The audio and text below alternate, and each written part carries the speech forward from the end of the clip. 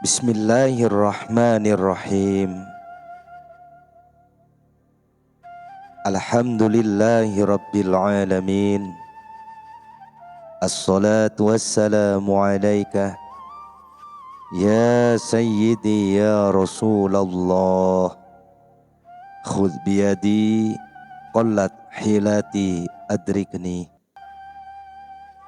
Ketika salat akan didirikan, imam sudah berdiri di tempatnya, lalu menghadap ke jamaah dan mengatur barisan agar lurus dan rapat.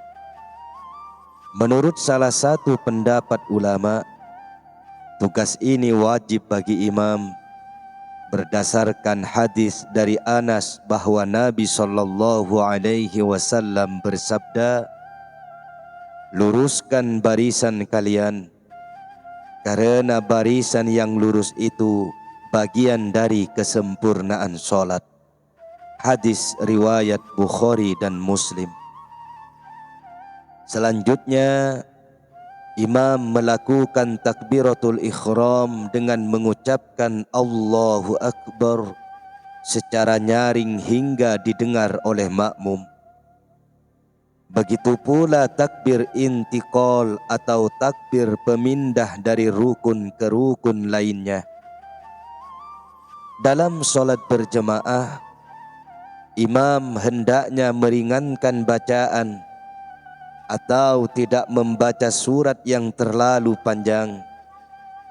Hal itu untuk antisipasi mungkin saja di antara makmum ada anak-anak, orang yang sudah tua renta, orang yang lemah, dan orang yang mempunyai keperluan mendesak.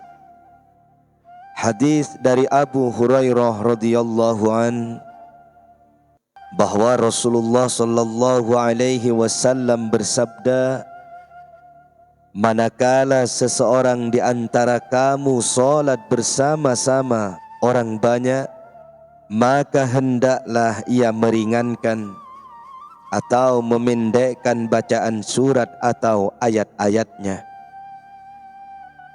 Mungkin ada di antara jamaah yang tidak tahan lama berdiri, ada yang sakit, atau ada yang sudah tua.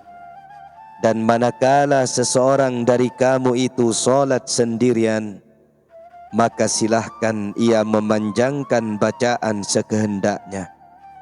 Hadis riwayat Bukhari dan Muslim. Imam hendaknya mengeraskan bacaan surat Al-Fatihah dan surat-surat lainnya pada solat subuh, 2 rakaat pertama solat maghrib, isya, solat Jumat, serta solat sunnah tertentu yang dilakukan secara berjamaah.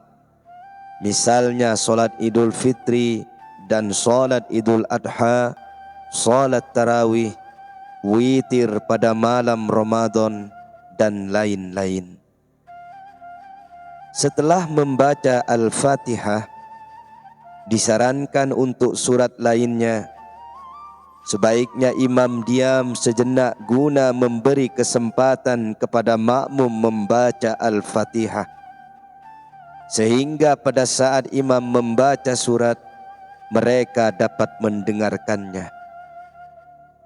Imam hendaknya memperpanjang bacaan 2 rakaat pertama, karena Rasulullah selalu lebih memanjangkan rakaat pertama daripada rakaat berikutnya, dengan tujuan agar orang-orang bisa menyusul untuk mengikuti sholat berjamaah.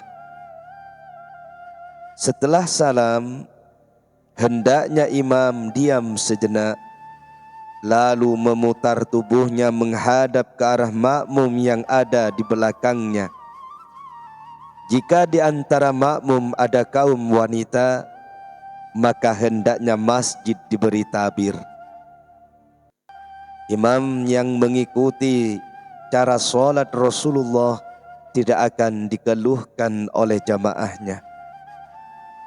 Ibnu Shibah meriwayatkan bahwa para sahabat Rasulullah sallallahu alaihi wasallam bisa menyempurnakan dan memperpendek solat serta menghilangkan was-was.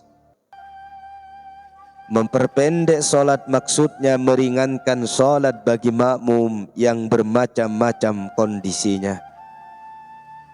Abu Umamah bin Abdul Bar berkata, memperpendek solat bagi setiap imam adalah sunnah. Menurut kesepakatan para ulama, selama tidak menghilangkan dan mengurangi kesempurnaan solat. Namun jika mengurangi, maka tidak boleh. Karena Rasulullah pernah melarang solat seperti burung gagak yang sedang mematuk makanan. Mengenai tempat imam, sebagian ulama berpendapat bahwa hendaknya lebih tinggi dari posisi makmum. Sebagian ulama lainnya berpendapat tempat imam dan makmum tidak harus ada perbedaan ketinggiannya. Ibnu Mas'ud berkata, Nabi pernah melarang imam berdiri di atas sesuatu, sementara orang-orang atau makmum berdiri di belakangnya, yakni di bawah imam.